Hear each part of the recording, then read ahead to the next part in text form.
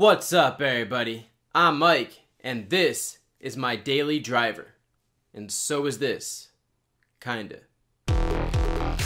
So I have two phones that I really like, and I'm gonna explain why I use both of them and why I use one of them more than the other. I'll start with the iPhone 5S. I mainly use it because I have a fuel band, and there's currently no app available for Android. Without the app, I'm not getting the full experience. Both the phone and the fuel band use Bluetooth Low Energy, so it wirelessly syncs every time you open the app without using a lot of battery. I like being able to go into the app and see all my stats and start a session easily. I feel like there's no point in having a fuel band if you don't have an iPhone. I actually had a fuel band before I ever had an Android phone. The only reason I tried the Nexus 4 was because I read that the fuel band app was coming out for Android that summer, and it never happened. Another reason I use the iPhone is for the camera. It's easily one of the best cameras on a phone right now. It might not have the highest when it comes to megapixels, but it takes really clear shots and it's really fast. Even with HDR on, it takes photos almost instantly. The last reason isn't that big of a deal, but it's apps. There's a bunch of apps that I really enjoy that are still not available on Android. I really like the app Mailbox, and it's not on Android. Even apps like Instagram that are on Android don't work as well.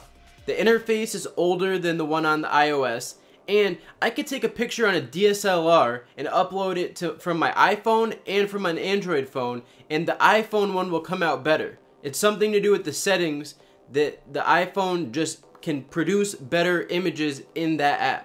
When it comes to the app Vine, no matter what Android phone I use, there's a delay when it loops. So you don't get the full effect of what the person created. I even feel like some of the Google apps are better on iOS. Like YouTube, you can actually just pull down and refresh video views, and you can't do that on the Android app, and I don't really know why. Now let's start with why I kept the Moto X and not the Nexus 5. The main reason is because the Moto X takes the nano SIM, and so does the iPhone 5S, so I'm able to switch back and forth with those easily without having to go to a carrier and get a new SIM card or have to get an adapter that sometimes don't work. I really like the Nexus 5, but that and the fact that the speaker wasn't that good really made the Moto X stand out. The speaker on the Moto X is on par with the iPhone 5S, and that's pretty good. The Moto X is probably the best feeling phone to hold. I really like all the curves and the dimple on the back.